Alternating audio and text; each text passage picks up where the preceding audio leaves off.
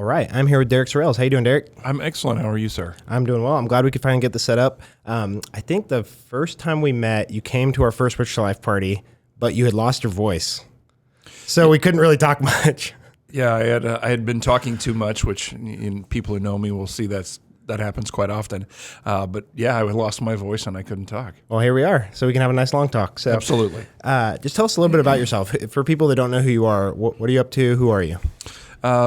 Pretty much a lifelong Wichitan. Been here since I was 7 years old, so I used to consider myself trapped here by my parents. But went to local schools, Hadley and North High School. North, okay.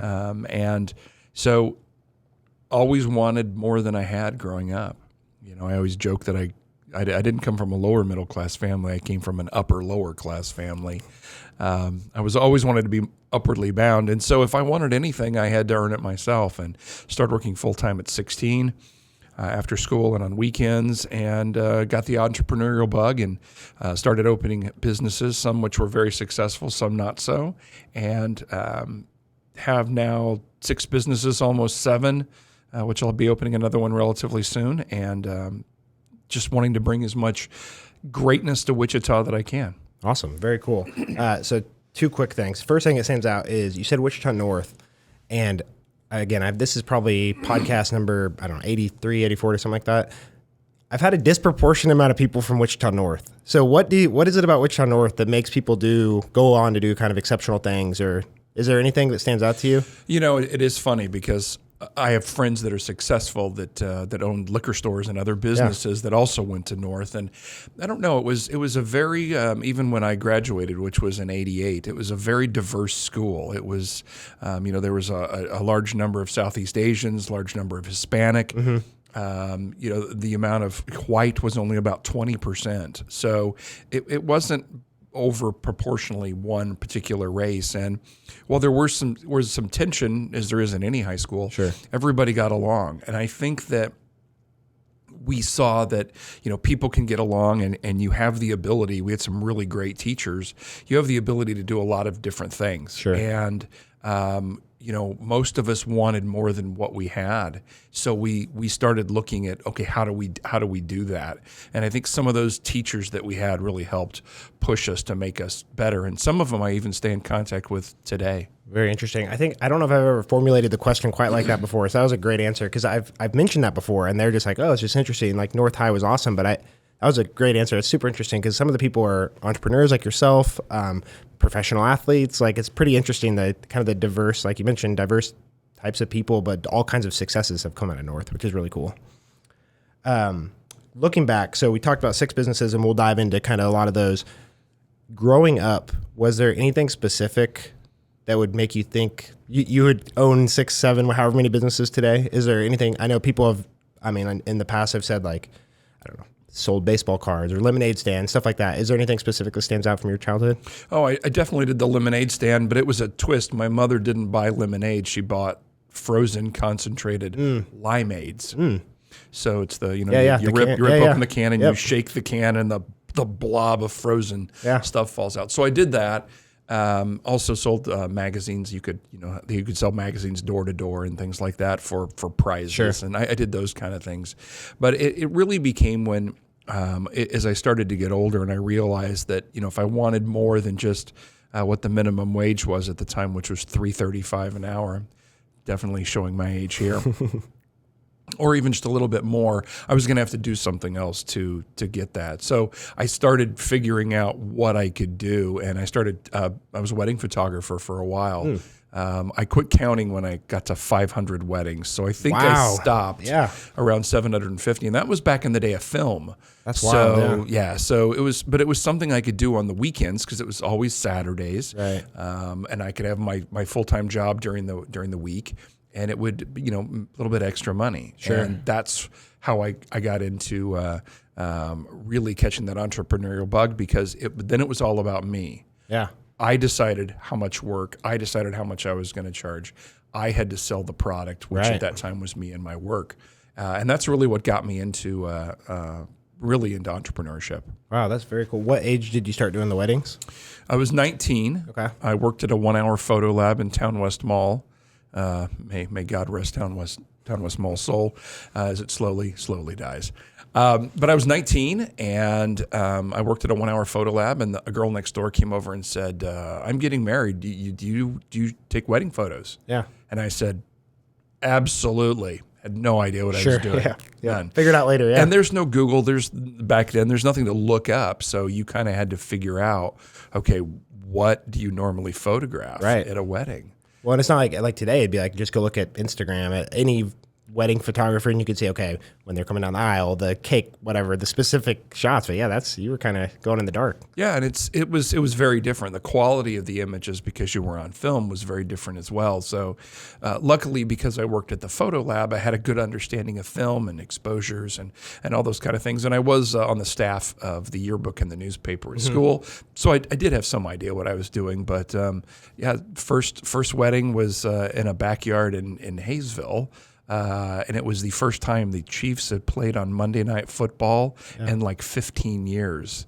And they literally, at the reception in the backyard, it was on Monday night. They had the Chiefs on. That's awesome. So, I mean, they've come a long way from then to winning 2 Super Bowls. Yeah, no kidding. No kidding. While you were working at the 1-hour video or photo, I listened to a different podcast, and you used to transfer from like 8mm or some of that kind of stuff to VHS. Talk a little bit about that story. I did. So, back in the day before VHS and DVDs, there were these little round movie reels, and you could shoot 3.5 minutes of film, 8mm size film. You could shoot 3.5 minutes of that, and that's what people did to shoot videos, because there wasn't a way to shoot video before. And most people's parents at the time, or their grandparents, had these, and they were all in a box. You had to pull out a projector and pull down a screen and put these reels on, and then they would only last 3.5 minutes, and it was really kind of a pain to watch, and many people would have 50, 75, 100 of them. And so what I did was I at this store I worked at, I would put them on videotape at the time, VHS videotape. That way people could watch them, and it was super popular to do, because then they could make multiple copies, and then all the family members could have copies. Well, I knew what the equipment was, and I decided, what if I could do this for other 1-hour photo labs, even around the state, and some other ones locally, and that's what I started doing. And I started doing it out of an extra bedroom in my house, and of course, you can imagine, super popular around Thanksgiving and Christmas, because it was a great Christmas gift, or great to watch at Thanksgiving. It was tremendous, and made a lot of money doing it. Wound up selling that little business to one of the 1-hour photo labs I was doing the work for. And that kind of really got me the entrepreneurial bug going again. Wow. And so this is like what, late teens, early 20s? I was 21 when I started doing it. Okay. Very cool. So then you sell that. So then what's next? So you're like, hey, I want to go get a job. I want to keep being an entrepreneur. Well, I was at Wichita State, which I did drop out of. I didn't wind up going back and getting my bachelor's till I was 36, so that's a whole different story. Sure. But I kind of just got a job. I wasn't sure what to do, and I got a job at a cell phone store, as we used to call them, cell phones back in the day. And I worked there for a while, and I was in service department, so we used to do installed phones in cars, and I would, rip up the carpet and put the phone in and hide the wires and all that. And after a while, I decided, I was seeing how much money the salespeople were making. I was just paying hourly, but they were making commission. Right. And some of them were making $4,000, $5,000, $6,000, $7,000 a month. Wow. Selling cell phones, because you couldn't just buy them everywhere. Best Buy didn't sell them, are very, very limited supplies. So I decided to see if I could become an agent and open my own cell phone store. So I became an agent of Southwestern Bell Wireless, which is before AT&T purchased them, and had my own little cell phone store on the west side of town. I am a West Sider. It's Central and West Street, and I had that store for 2.5 years, and then I sold it to one of my competitors. So how do you view selling? What makes you decide to sell it versus continuing to operate it or just own it? What goes into that decision for you? Well, at that point, I hadn't recognized that there are two kinds of people in business. There's owners and there's operators. And I had always been an operator. In other words, you're there every day. Right. You're running everything. You're interacting with customers and things like that. And that always sounds good because nobody is going to love your customer as much as you. Right. It just doesn't matter. But the problem is you can't scale. And you also have the potential to burn out. Sure. So I was running this store. I was 6 days a week. My wife at the time wanted to spend more time with me, and Saturdays weren't available. She was a high school teacher, grade school teacher, rather, here in Wichita. And so I just decided to get out. And part of it was, too, is when we got into that business, every phone we would sell, we would get a commission from the carrier of $400. It was down in 2.5 years to $50. Wow. Okay. So the financial side of it had significantly changed. Sure. So I jokingly was having breakfast with one of my competitors one morning, and he was on the east side of town. And I jokingly said, well, we were talking about co-marketing, and I said, yeah, you should just buy me out. And he said, how much? And so I sold him the store. Yeah. So to that point, kind of the negotiation for that, and it was a while ago, but I guess do you throw out a big number then, or do you throw out a realistic number if he asks how much? Like what goes through your head with that kind of thing? Because I think there's two aspects. It's like, okay, do I throw out like a dream number, or I guess if you really do want to get out, you just throw out a more realistic number? He offered a number, and I went up. I asked for a little more. I should have asked for more. Numbers are always a negotiation. Right. So everything's a negotiation. So you never go in with what you're willing to pay. Always go in lower than that, pretty much no matter what it is. And so it wasn't a lot. It wasn't significant. Sure. And from there I opened my next cell phone store relatively quickly.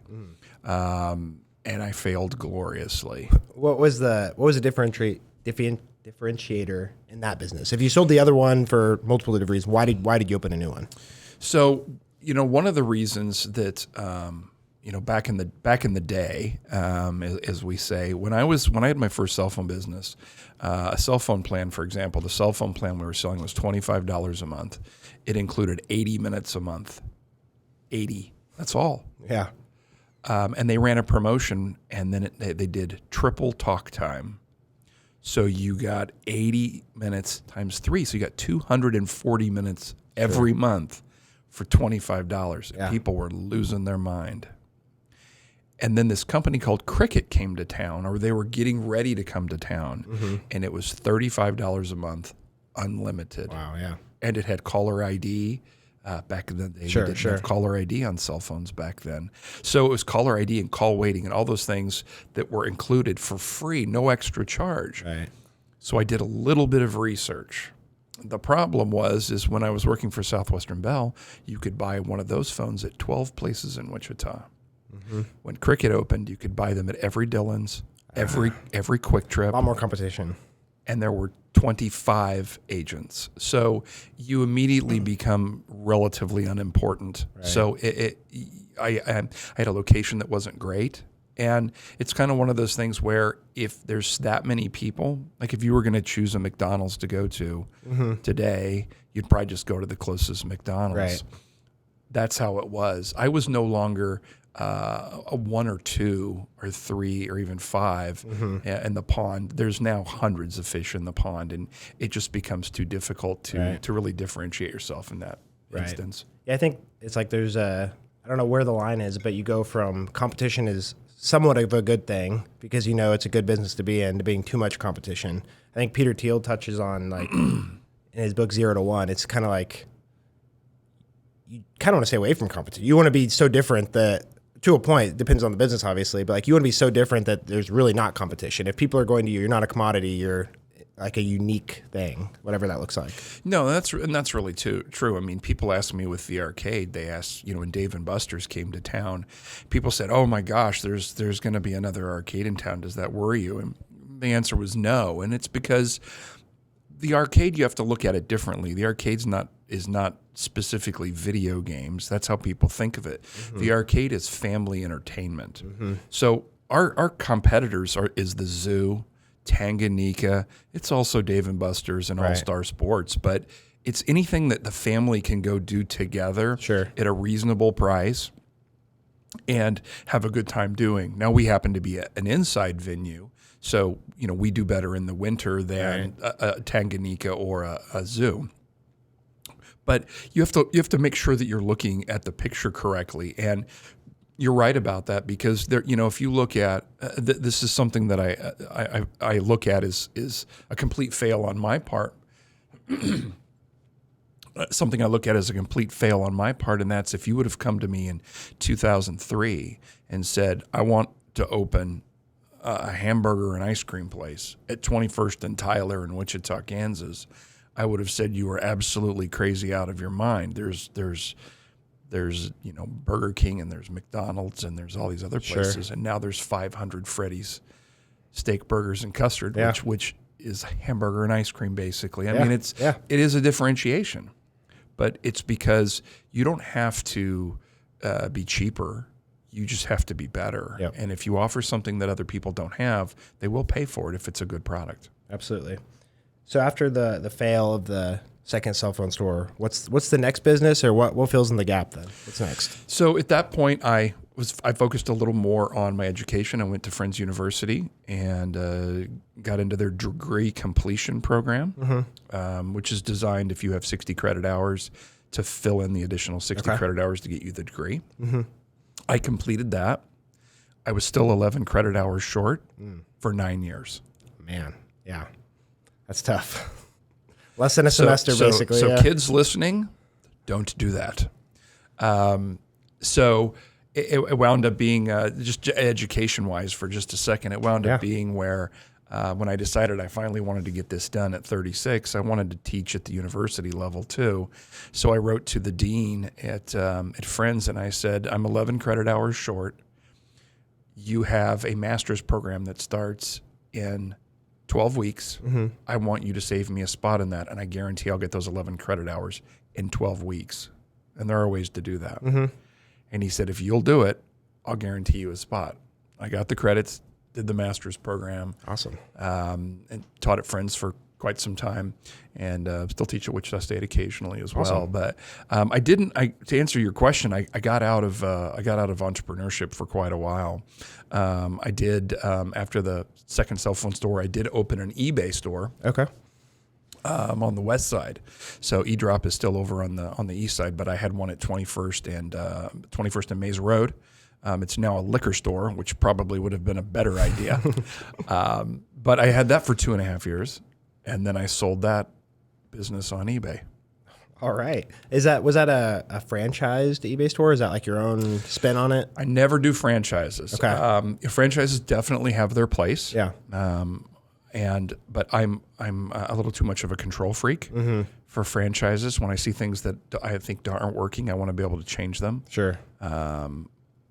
But the one thing that I learned from the cell phone store that failed to now is research. I do the amount of research I do, and when I say research, when I opened my newest soda shops, I went to 7 states and 22 different locations of other.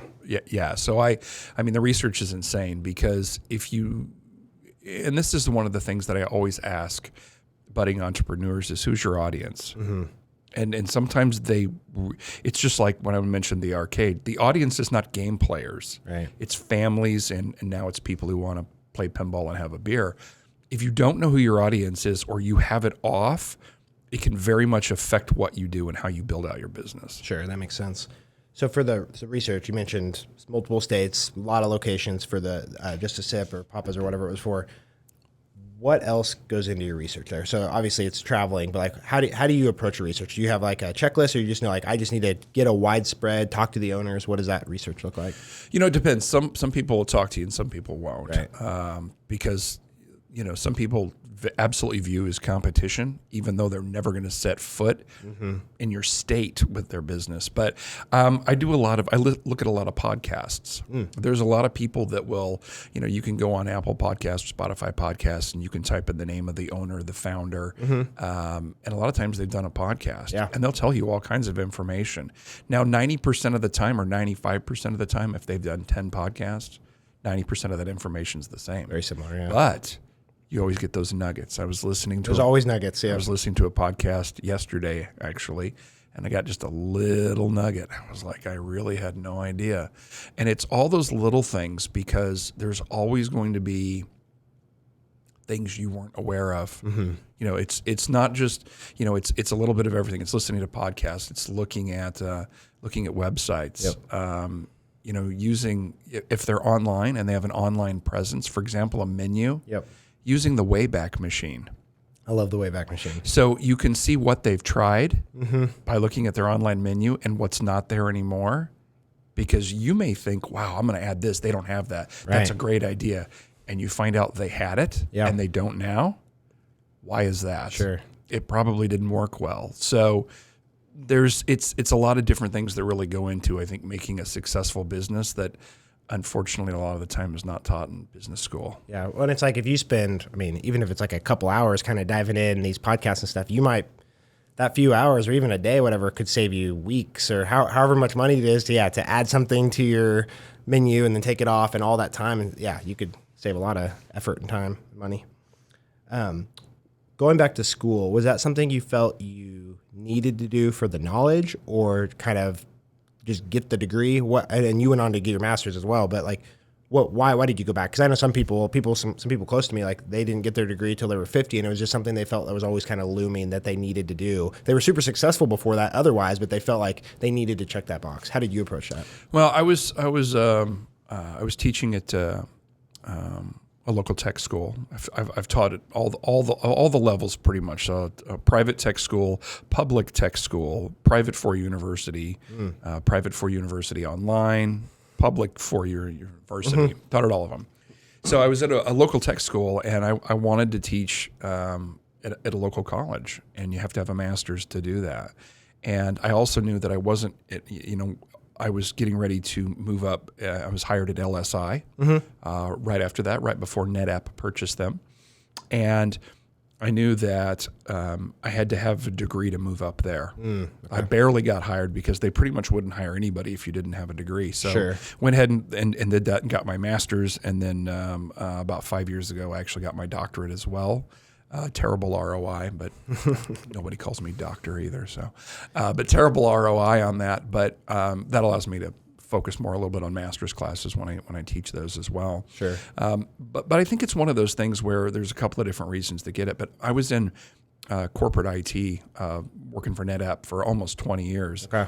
And if you want to move up there, they very much look at your skill set, and part of that is your education. Sure, that makes sense. Something else that stood out what you're saying, kind of doing the research and the podcast and stuff like that, is we send our Wichita Life Update email newsletter. And so there's like the bigger ones like Morning Brew and The Hustle, and those founders both have a ton of podcasts out there. So there's a lot of gems, but then there's just other podcasts of like general newsletter stuff. There's like a whole new little niche on the internet, but it's interesting. There's so much stuff you can gather just from kind of diving into these podcasts and spending a little time that saved me a ton of effort and time. So yeah, and that's really it is you have to look for, you have to be really good at learning how to search. So sometimes the way you do it is you don't type in the name of the company, you type in the name of the individual. Yeah. So they're on 4 or 5 different random podcasts that you've never even heard of, that obviously have the worst technology ever that they've recorded on too. But you can get some really good information. And the one yesterday was actually a little longer. It was like an hour and a half podcast, but there was some really good information in it about growth and this company and their growth and mistakes they'd made along the way, and things they wish they would have done differently. It was very, very interesting. And the guy asking questions asked a few financial questions as well, and the person answered them, and that was very interesting to me as well. Yeah, because I was able to get insight into a couple of things that I didn't have before. Right. Yeah, get a few specifics for sure. Okay, so fast forward to, I guess, the next business after the eBay stuff is the arcade. It was the arcade. 2017? 2017. So talk a little bit about that. Yeah. What was the spurred that? So the arcade was something that came about because I'm a child of the 80s. I love all things, Pac-Man and Galaga and all that. I remember riding my bike down to the Grand Prix game room, which is gone the full life cycle. It's on West 13th. It went from a video game room to a country bar, and now it's a funeral home. So it's gone full cycle. Literally full cycle. It has. And in 2009, I was on eBay. Of course, I still on Naturally. there, and I saw a video game, a full-size arcade game, and I was like, I got to have this. So I bought it, and it was really cool. It was a Galaga machine. It was one of my favorite 80s games, and I thought, this is great. And I had it sitting there in the basement, and everybody loved it, and this is awesome. And I thought, I need another one. So I got a Pac-Man machine, and then I had 48 of them. That's impressive, yeah. That's a big setup. And it was a nice basement, too, so it wasn't just a concrete floor with a bunch of games down there. But so, I learned to fix things and change joysticks and replace plugs and a few other things. And every once in a while, I would have something I couldn't figure out. I met this guy online named Michael Jensen, who's my business partner in the arcade, and he can fix anything, literally anything. So I run the business side of everything. He fixes everything, and it's the perfect business marriage. Yeah. It really is. He has a crazy high attention to detail. But we decided one day, Michael and I didn't talk very often. He just worked on my machines and stuff. But I thought, if I'm going to do this, I have to have somebody who really is good at all that stuff. Right.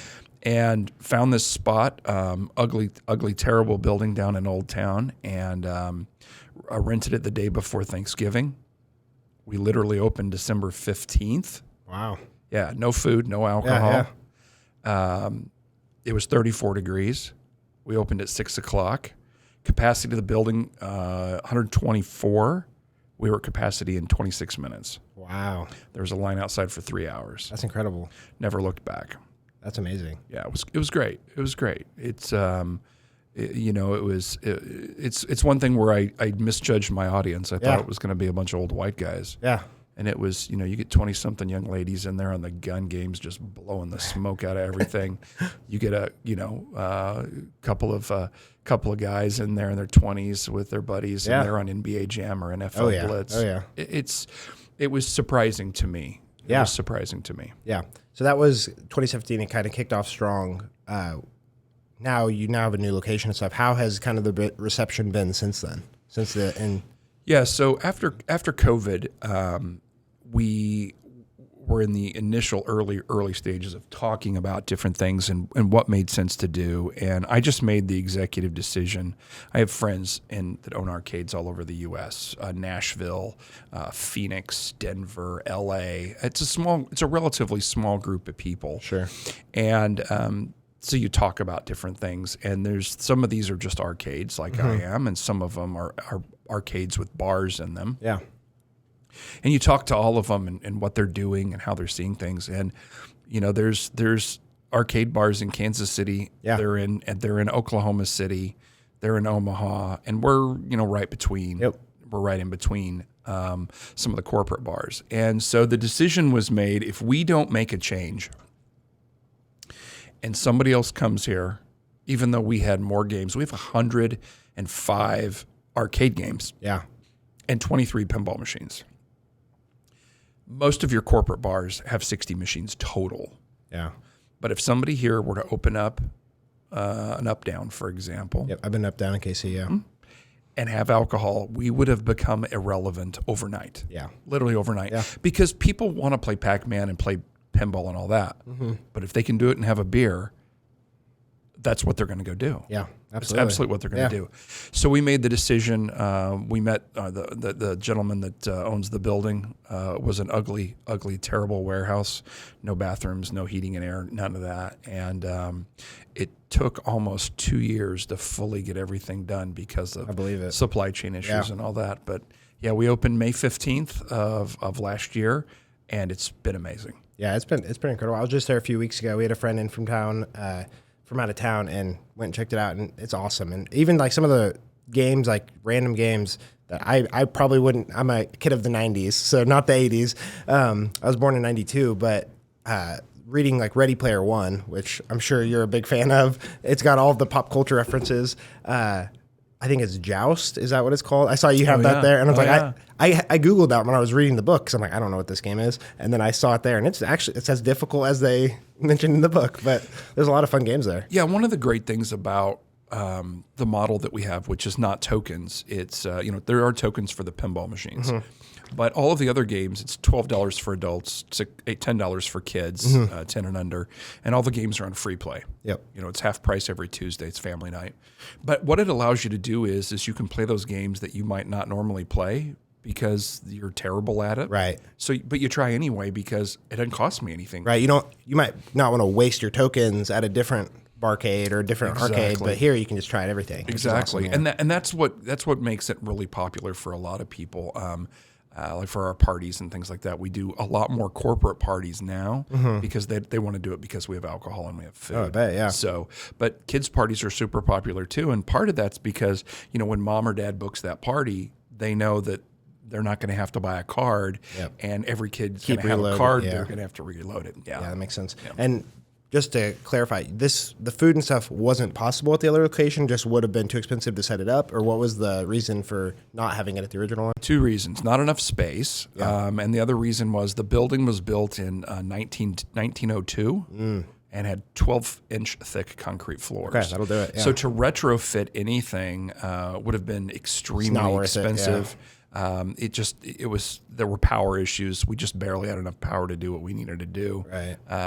So we just had to really kind of start over. And when we found this location, we were able to really, because it had limited everything, we were basically able to start from scratch. So we took the design it how you want, entire roof off, floor out. Floor was repoured concrete. Yeah. We were able to do a lot.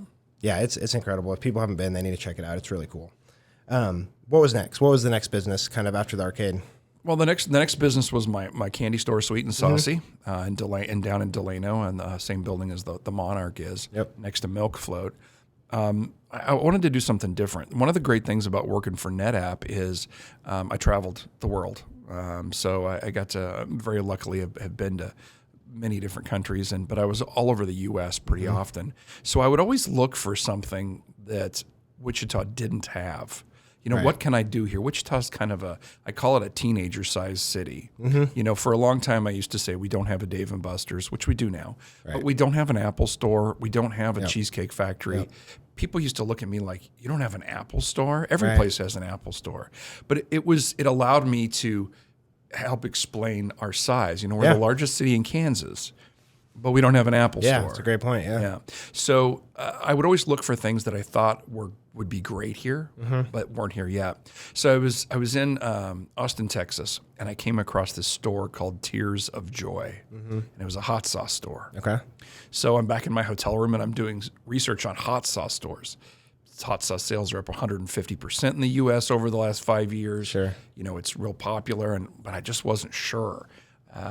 It's like just a store that sells hot sauce, and I thought about calling it like chips and salsa or something ridiculous like that. Next day, I fly to Las Vegas for work, and I go into this amazing candy store, and I'm like, "That's what I want to do. I want to do a candy store." Yeah.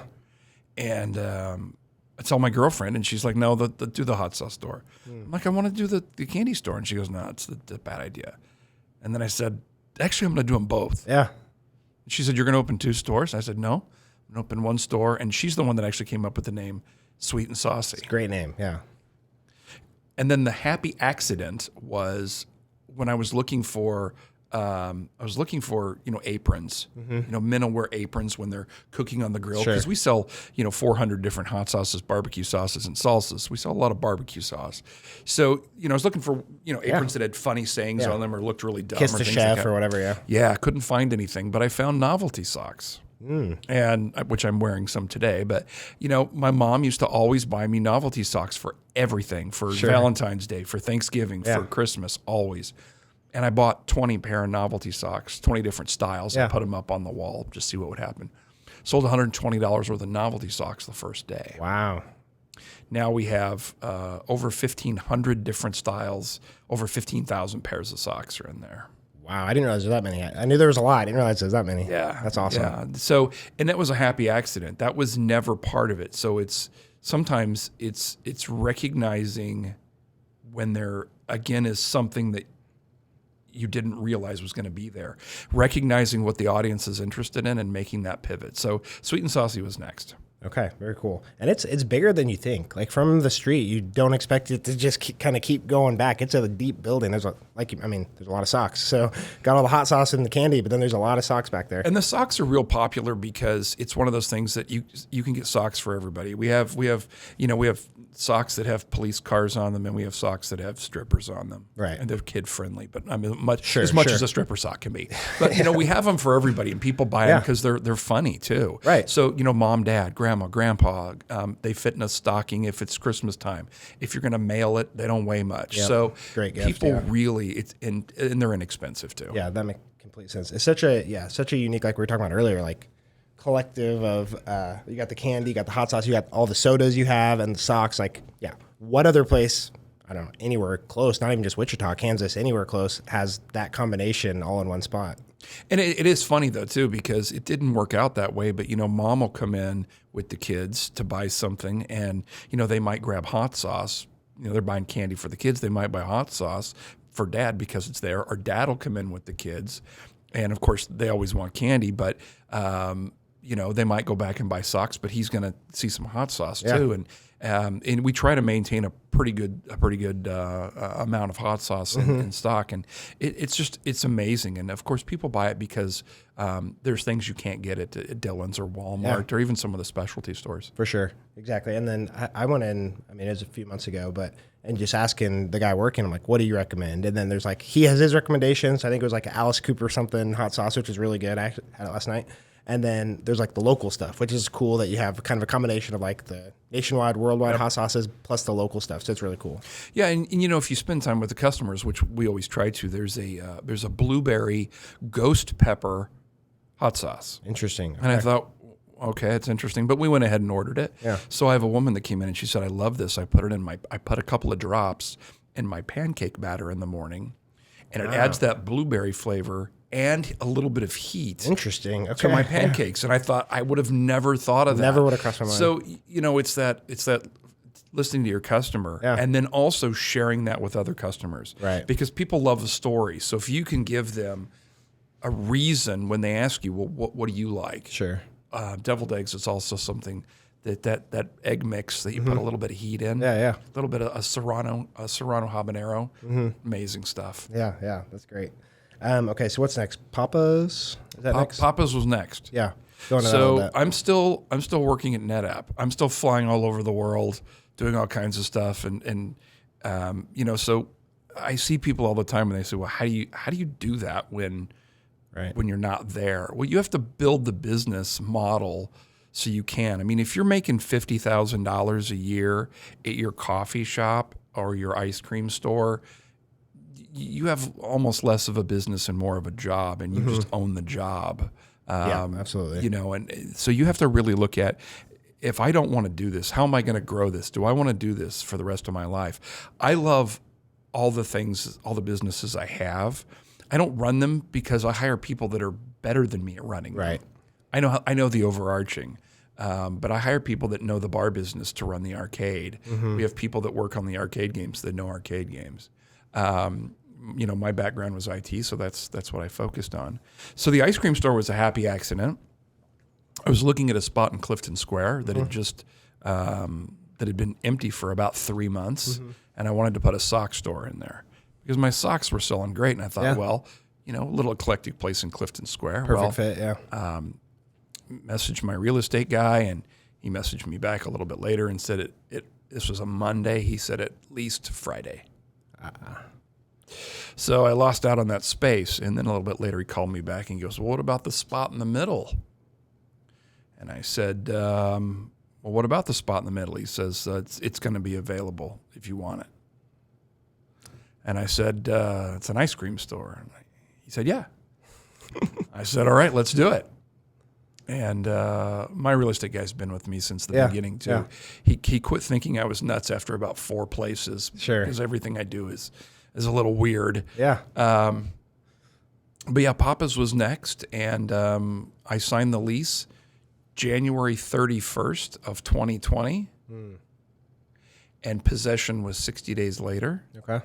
So March 1st, I took possession, and the world was a very different place from when I signed the lease. Oh, I bet. Yeah. Wow. That's good timing. Yeah, it was great timing. So there were a lot of people that I don't even think knew that we were different from the old owners in the beginning. I know for a while I didn't know. Yeah, I didn't realize it was different. Yeah, because everyone was at home for 8 Right. weeks or however long, and so people weren't really coming out. So business was very, very slow. We had made a few changes, but it's changed significantly over time, and we're getting ready to do a partial rebrand, not fully, but a partial rebrand on it the next week or so. And it's just interesting, and it's great because, again, knowing your audience. Lots of students from local schools walk over after school. Yeah. Lots of families. College Hill's a big family area. When it's warm, people walk, and that's why we had to add the deck on, that large deck there, because we need to give people more space. It's a great space. Yeah, I definitely can empathize and kind of feel with the school kids walking over. My parents owned the popcorn store over in Andover growing up and everything, but it was like right down the street from Andover Central, or the middle school where I went to. And so it was like me and my friends in 6th grade, we went there, and I'm downing a couple 32-ounce ices after school every day. And yeah, all the kids would come grab their little bag of popcorn or the happy hour ices. And yeah, it's definitely a hit when kids can walk to a place. It really is. And it's we're right down from the Catholic school that's there. I don't recall the name of it offhand, but we have lots of young people that will come in, and others. Robinson's right around the corner too, and lots of people come in and enjoy it For sure. And we've continued to change over time because when I first opened there, it was not doing what I wanted it to do, and COVID was part of that. Yeah. But I also think that we weren't differentiating ourselves. Right. I was just an ice cream store in Clifton Square, so we made quite a few changes. Yeah. And went from just ice cream. I got rid of everything that was upstairs. So the reason it's called Papa's General Store is because upstairs did have a bunch of crazy stuff that we sold, coffee mugs, and there was no seating at all upstairs. It was just stuff. And then I realized that nobody was really buying the stuff, so got rid of that. Put the tables up there, which we certainly need in the summer now. And then about a year later, we brought extreme shakes. So these are the shakes that are literally a foot tall with ice cream and a full slice. One of them has a full giant brownie. One has a slice of cheesecake. One has a full piece of cake, multiple layer cake on it. And we sell those like crazy because we're the only ones that offer them. So it's giving the customer something they can't get anywhere else, and people absolutely love it. And was that aspect of kind of doing your research and seeing what's hitting in other cities, other places that might have a similar like extreme ice cream? Absolutely. Yeah. It's one of those things where it's okay. We're not doing it. And there's tons of Facebook groups for ice cream owners and for coffee shop owners. Sure. I thought we would be a coffee shop too. Yeah. Again, I don't know who the person is that opened Coffee Days is. Tiffany. Tiffany. Yeah. So if Tiffany would have come to me and said, I'm going to open a coffee shop in Clifton Square or in College Hill with no drive-through, I would have said, you're crazy. You'll never make it. Right. You can't get in the dang place. Yeah. She knew it's busy. You almost can't get a table. Absolutely knew what she was doing, and I'm perfectly fine to admit I was wrong, which doesn't happen very often. But I'm perfectly fine to admit it. But she's kicking tail. I need to meet her someday. But so we changed, and what it was I was like, what are other ice cream owners doing? What are they doing to be successful? Sure. And I came across a Shark Tank that had a company in it that was doing extreme shakes. Yeah. And I thought, oh my gosh, that is exactly Perfect, what we need to do. And people love them. People absolutely love them. Sure. I think something that I love that seems to come up over and over again in your story is your willingness to pivot and see what else is working elsewhere. Because I think something that stands out to me about Wichita is that something will hit the coast, whether it's East Coast, West Coast, whatever that is, and it slowly makes its way to Wichita. But we have usually, 6, 12-month lag or something like that for whatever that is. And maybe it never comes here, but you're kind of looking elsewhere to see what could hit, and it does hit. Most of the time that stuff will be successful here, just for whatever reason. We're insulated from that being here in the Midwest or in the middle of the country. So it's interesting that you're willing to pivot like for the barcade or for the extreme shakes and so forth. I think a lot of time it's, again, because of the size of Wichita. Like if you're a franchise, you're going to go to Tulsa first or in Oklahoma City first, even if it gets to that point. Or you're going to start in California. You're going to start in Florida. Yeah. So, it gets here, but it gets here slowly for a variety of different reasons. And I have to pivot because, I think staying stagnant is the death of pretty much any business. Even if you look at McDonald's, they're always doing anything from changing the menu so your extra value meal numbers changed, which is clearly to get you to look at the menu and look at something different you might not have ordered before, to bringing back the McRib all the time, which is the most interesting piece of meat ever, but it's always changing, and you have to be looking at what could I do better. Right. What is it that I can offer that, you can go to Brahms or Dairy Queen and get ice cream. So I have to offer something you can't get there, and better customer service too. Yep. And once we do that, and like we had a cereal bar for a while. So we had 30 different kinds of cereal you could come in. We served them in these little plastic Chinese food takeout containers, the waterproof ones, and we would put any kind of milk in it you wanted, and you could go over and get whatever cereal you wanted. And that was at Papa's. And it did okay, but you also have to recognize there's when you have a wall, that's real estate, and it has to earn a certain amount of money. And if it's not, then you have to do something different. So it's gone now. And last week we brought in. We haven't really posted much about this in social media because we're getting ready to launch everything. But we brought in candy, and we have a ton of candy now. It's all in this one wall, and this was the first weekend that we actually had it available, and it's sold pretty well. Awesome, that's good to hear. So I want to talk a little bit about that. I don't know how much detail you want to go into that, but the last couple of businesses that I have listed, and there may be others, and I don't know what's next, but you have Let's Go Build with the Legos, and then Just a Sip. So can you talk a little bit about those? Yeah, so the Lego store was, again, I was on a trip. This wasn't a business trip. I was with my girlfriend. We were in Phoenix, and out there to see my daughter at the time. She doesn't live there. She's still my daughter. She doesn't live in Phoenix anymore. But we were out there and driving around, and I saw this store, and the store had an interesting name. And I was like, well, that's odd. And I go, I wonder what that is. So we went in there. She said, well, turn the car around. Let's go. I'm like, okay. Yeah. So we turn the car around. We go in there, and it's a brick store. The Lego people are grumpy about a lot of things. I imagine. Yeah. IP lawyers. They're fun people.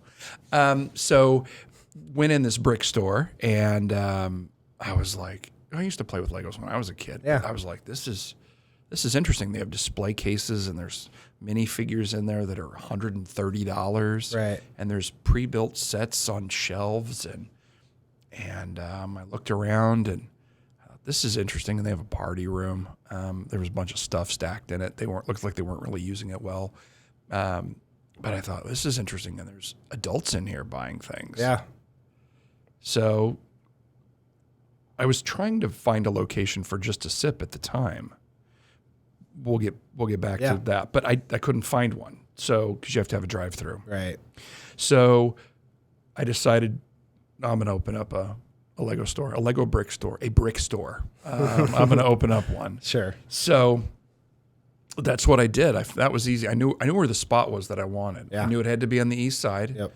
It's Legos are kind of a premium product. You have to, they say, what's the most important thing about when you open a place, and it absolutely is location. Yep. So I knew it needed to be on the east side, and I really thought it should be in that area. I looked at a couple of different areas, but I found that spot, and of course did my research. Went to 4 different states and about 15 stores. Yeah. Independent as well as franchise stores. Sure. And I do what I call cobbling. I take the best idea from here. Oh yeah. Another idea from here. Another idea from here. And then I put my own thoughts around it, and my own goals around it. And that's what we do. There's no point in reinventing the wheel if it doesn't need to be reinvented. I mean, when Freddy's launched, it's a burger, a drink, and fries. They didn't come up with that idea, but you do that because it works. Yep. That's what people want. So there's a lot of things that are similar. You do the same thing. Yeah, absolutely. And I think something about Legos is interesting. I listened to a podcast called My First Million, and they did a whole episode on Legos and like these random websites that pop up that like are doing millions and millions of impressions a month. Like one of them is like Lego plans. Like you say, I have these 5 kits, and it'll tell you alternative stuff that somebody else has designed, and then you could buy a kit for $10. But it's something that hits for like adults and people with like the nostalgia angle, but then kids still love Legos. Like I've never used that. Yeah. Yeah, there's an app too that if you pointed at the Legos that you have on the floor, it'll tell you what you can build. Wild, yeah. It is. I wish they had that when I was growing up, because that's a very, very cool idea. And the kits now come in multiple bags. Yeah. So you start with bag 1 and you build that. You remember when we got them, there was just a box full. Good luck. Yeah. You dig it up yourself. That's so fun. So I love that. Again, it's kind of another aspect and another, again, piece of your childhood, which is, it's building the bigger picture of kind of what you were into: video games, the arcade games, the Legos, the candy, and all that fun stuff. So. And it was never, it's funny, the goal was never, let's open a bunch of fun places. Right. That was never the goal. It just kind of became that on accident. It's a happy accident, but it's great that that's where we're at. Sure. And I don't know, I don't want you to take it the wrong way, but I've definitely called you the Willy Wonka of Wichita before with all the fun ideas. So because it is awesome. Like who else has this? Like a handful of like fun, individually fun, but then collectively, like you can make a day out of just going to all your different places. So yeah, I mean, it's one of those things where my dad said you always want to, sell something that people want to do, not something that people have to do. Sure. Nobody wants to get their oil changed. Yep. But we'll cut that out. Yeah. My dad always told me that, one of the things you want to do is you want to sell something that people want to buy, not something they have to do. Yep. Nobody wants to, get their oil changed, but they'll go get their nails done, or they'll go, get their hair colored, or they'll, go buy a new hat or a new gun, because that's the thing they want to do. So I kind of tried to always make what we do fun in some way so people can really have a good time and enjoy it. Absolutely. Just a sip. Go into that a little bit. Well, I was in Phoenix. I spent a lot of time in Phoenix prior to my daughter moving there, and I still go there because I like being warm, and I love it when it's hot. And so I'm down there in Phoenix, and I come across this store called Swig, and it's a soda shop. And so I started doing a little research on it, and because I couldn't figure out, what it was, and I consume a very large amount of Diet Coke, and so I started doing a little research on it. I go, well, this is kind of weird. This is kind of interesting, and then I found out that they're from Utah, and that there's 6 different companies in Utah that just do this. Wow. Yes. And they all do it a little differently. Sure. They all do it a little differently, but there's 6. And there's actually 3 of them in Phoenix. Part of that's because both of those areas have relatively large Mormon populations, and Mormons typically don't drink caffeine. Right. And not hot drinks at all, except for a couple of minor ones, but it's not common. So that's kind of how it started. It makes sense. Yeah. So I looked at, I said, being in business, you think, well, how do you sell soda and that's all? Right. I mean, cookies and pretzels. How do you sell soda and stay in business, pay rent? How do you do that? Well, you sell an awful lot of it is what you have to do. But that's what kind of got the ball rolling. I was like, this looks amazing. Because if you look at what you have to buy as a business owner, it's minimal. You don't really have to buy anything hardly. Right. So it's like, okay, so we're just going to sell soda and pretzels and cookies, and okay, where's a drive-through? Where can I sign up? Can't find one. It's July of 22. Cannot find one anywhere. I mean, there's not one anywhere. Right. So August of 22. I'm in Phoenix. I find a store. I decide I'm going to open a Lego store. Open that in October of 22. Move quick. Don't find a drive-through until 3 of them pop up at the same time within 30 days. Sure. In August of 23. Right. One location told me no. They didn't believe this was a viable business. I said, okay. The other two said yes. Yeah. While my real estate guy is still looking at me like, you're still crazy. All these weird things you open up. And then we opened the West store at 13th and Tyler. We opened and we did free drinks for 2 days and served over almost 6,000 drinks. Wow. That's incredible. Yeah, the line was about 50 minutes long at one point because it wrapped all the way from where our building is all the way around the bank and all the way out to Tyler Road. Oh, boy. It was crazy. It was over 100 awesome. cars Yeah. in line. That's super cool. It was crazy. That's a great. I don't know if you want to talk about it, but the kind of the rebrand. Can you talk about that a little bit and what went into that decision? Yeah, so we've always been Papa's General Store, and that name came from when we had an upstairs, and it was time at Papa's to make some changes. We've always just referred to it as Papa's, but we knew we needed to make some changes, and so we've done some additional painting inside. We added the candy. We're changing out some of the lighting to these really cute our pendants. Our pendants that hang from the ceiling are going to be upside down Christmas ice cream cones. Okay, nice. Upside down ice cream cones. So they're just a little more fun and all that. It's also time for our awning to be replaced. It's 3 years old now. It's been through some terrible winters. So we decided to change the name from Papa's General Store to Papa's Ice Cream and Treats. Okay. Because it's what we are. It's really what we are at this point. And it was that was about the same time that I was getting ready to sign a lease on a new spot at 37th and Ridge. Mm-hmm. So there's a brand new strip mall going in at 37th and Ridge in front of the Avante apartments that are being built there, and it's much bigger. You can't get as little space as you need for a soda shop very often. Right. They want to lease you a bigger spot because when you're gone, which will eventually happen at some point, right, they need to be able to lease it. Right. And if it's 800 square feet, they can't lease it. Not a lot of businesses. Yeah. So I decided I'm going to open up a combo store. I'm going to open up a Just a Sip, Papa's Ice Cream and Treats combo store, just like Jamba Juice and Auntie Anne's opened up at 29th and 29th and Mays. So when I decided to do that, I thought, well, why am I not doing this at our store at 29th or 21st and Webb? Right. So I am. Nice. So we will open a Papa's Ice Cream and Treats in there. Yeah. March 8th. Very cool. And so we will have 3 places in Wichita where you'll be able to get our amazing extreme shakes. I love it. And bring something to people that they haven't had on either side of town. Sure, I love that. So you've been focused on kind of this rebrand for right now. That's going to be, that's going to be long past soon. So what's the next thing? I know you're always thinking of kind of the next thing. Do you have that in your head, or do you just need to go travel some more until the next thing hits you? So I am opening a whiskey bar in Clifton Square. Right. Oh my gosh, I almost forgot about that. Yeah, 1868. People always want to know where that came from. That is the year Wichita was founded. Okay. Not incorporated. Right. Founded. Oh yeah, I've been through this deep dive before. Yes. So it's a very unique place. You're not going to find anything like it in Wichita. Yeah. It's branded inside as Flight 1868. Mm-hmm.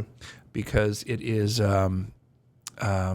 it's like you're in an airplane, like an airline a cross between an airplane and an airline lounge. We have real American Airlines first class seats in there to sit in, and it's going to be part of it is to take you back to the way it was in the heyday of flying on the upper deck of a 747 when they had a bar and a piano up there. Yeah. Which is not the way it is. Right. Hasn't been that way since the 1970s. I've never wasn't there, but we want to make it different too. So the drinks will all be amazing looking. Yeah. We have a glass that's oddly enough a bird cage. We have a glass that's a pig. We have a glass that is a light bulb, and all of these will have tie-ins with places around the world. Mm-hmm. So everything is tied in with Wichita being the air capital, being founded in 1868, and then everything that we do in there is tied around aviation. Okay. So if you have the pig is from a luau in Hawaii. If you have the light bulb, it has to do with California and being where one of the idea capitals of the world. Yeah. And we want it to be so it's fun. So you want to come in with your friends. You want to take pictures. Yeah. You want to, Instagram it, Facebook it, TikTok it, all that kind of stuff. And, of course, delicious drinks. But we'll have very nice whiskeys, wines, and cocktails. I love it. And when is that opening? In March. In March. Okay. Yes. So very quickly. Okay. And what's roughly how many people can that hold? It's pretty small inside. It'll only hold about 20. Okay. Because we don't want it to be crowded. Yep. And definitely. then of course our patio will open as soon as it gets warm too. So Perfect. we'll have nice patio outside and you'll be able to smoke cigars outside too if you like. Very cool. I'm excited. I'm very excited to check that out. So, okay. So I'm going to skip a couple questions because those other ones were a lot more interesting than what I had down. But I have some questions about Wichita specifically. Sure. I want to ask you. So, what is your favorite part of Wichita, or what's a hidden gem in Wichita? You know, I have to say I lived in College Hill for a while, and about 8 years I lived down there in a duplex before I bought my first house. I just love College Hill. Mm-hmm. You know, it's in the summer, the trees. You can walk down to the park. If you've got kids, you can push them in a stroller, which is what I did with my oldest. It's just a wonderful little community. You know, the lights at Christmas and all that kind of stuff. I do love that. You know, there's so many hidden gems. I've turned into that old guy. I drive around a lot and look at stuff, especially in the summer. I have an old beater, 20-year-old convertible that I'll drive around. But I think there's so many old neighborhoods that are, you know, where everybody just takes care of everything and takes care of themselves and each other. Yeah. There's a lot of those. Mm-hmm. I mean, it's not always about the big expensive houses. It's about, you know, the communities that people have built. And There's obviously that in College Hill, but there's other places that are around the city that are like that as well. I agree with that. I think something cool about all your businesses too is that you've hit a lot of these like iconic or just interesting spots. You have the East Side, West Side. You've got Clifton Square. You've got like kind of the new up and coming, Greenwich Place, whatever they call the Greenwich Place. Greenwich Place. Delano, like downtown with the arcade. It's kind of cool how you kind of touched on most of those kind of iconic areas or neighborhoods of Wichita. It's really cool, widespread. Yeah, it's all about tying in, and you know, we're really excited with what's happening in Delano too. You know, with the new transit center down there, and you know, with the continuing changes with around the Wind Surge Stadium, Riverfront Stadium. Mm-hmm. So it's going to be exciting down there too. So we're really looking forward to. That's why we love Wichita. We're big believers in it. Absolutely. Is there anything you wish Wichita had that it doesn't, or what would you improve about Wichita? Two things. Okay. Rooftop restaurant. I cannot believe that whoever built the Vora building did not put that restaurant on the roof. Yeah. Nobody wants to sit outside, and look at a parking lot or a street. There are so many. We have so many restaurants. We have some great restaurants like Chester's and Yaya's has done amazing with their patio, given that it looks like a parking lot. But you know, we have Newport, we have Chester's. Those are nice. But you know, Rooftop Bar would be great. And I literally cannot believe there's not a restaurant downtown that doesn't overlook the river. Yep, I've been saying that forever. Yeah, I agree. And knowing the people in Wichita, I mean, we do love our Texas Roadhouse. And the main reason we love our Texas Roadhouse is for the rolls. But Wichita's, if you look at the store numbers across the nation, our Texas Roadhouses are always in the top 10. If they open a Texas Roadhouse downtown overlooking the river, guaranteed success. People's heads would explode. They literally would. But if we had a nice restaurant overlooking the river, I'm surprised. I don't know how it doesn't exist. The restaurant in the Hyatt is in the middle. Yep. It doesn't overlook. I think those are two things that we are really missing, and I think it would drive additional investment by others. I'm just really surprised that it hasn't been done. And maybe we'll see that a little bit with the development around Riverfront Stadium. But it'll be interesting to see. But I think it would be very successful, especially if it's on the East Bank. Yeah. Because then you would have a view of the ballpark. You would also have view of the sunsets. I think it'd be great. Yeah, I agree. I've been saying that forever. That's my guess. That's always in the back of my head when I ask that question. Last question. What does Wichita mean to you? Wichita's home. You know, I think there's a lot of young people, and I was certainly that one of them. You know, when I was in high school, there was no internet really. You know, we had dial-up, but that's about it. But you know, I wanted to go to Kansas City or Dallas. You know, that's where you want to move. You want to go to K-State or KU a lot of times, just because it's not Wichita. Mm-hmm. You know, we used to call WSU Hillside High. You know, we didn't want to go there. We wanted to move because this is just Wichita. But I think, you know, as I traveled a lot and got to go places, what I really realized is you know, I have friends and they're like, you could live anywhere. You don't have to live in Wichita because you travel for work. We had an office here. NetApp still has an office here, but my boss was in California. I had employees, but my closest employee lived in Austin, so I didn't have to be here. Right. And I said, Wichita's great. I said, it's hot in the summer. It's cold in the winter. We have tornadoes. There's no lakes. There's no beaches. There's no mountains.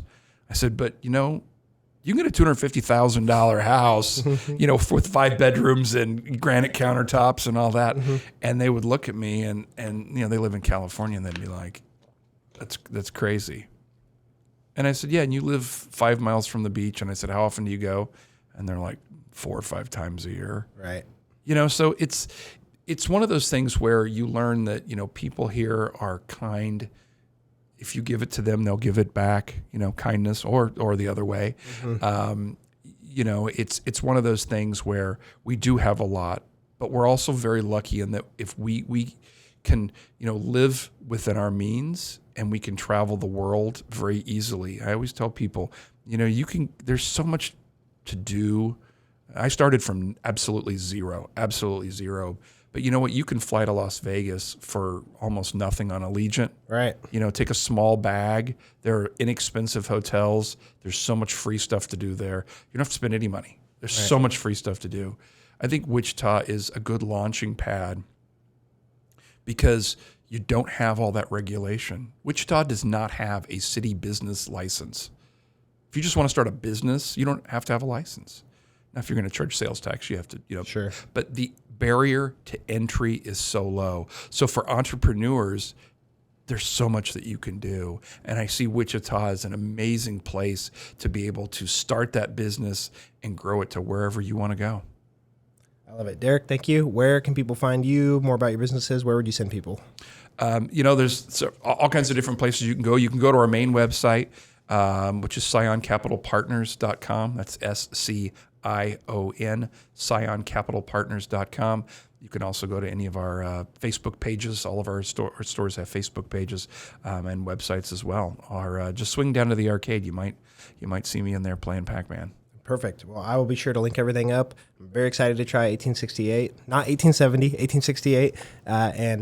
We'll have to grab a drink sometime. I appreciate it. Thanks, Derek. Absolutely. Thanks for having me.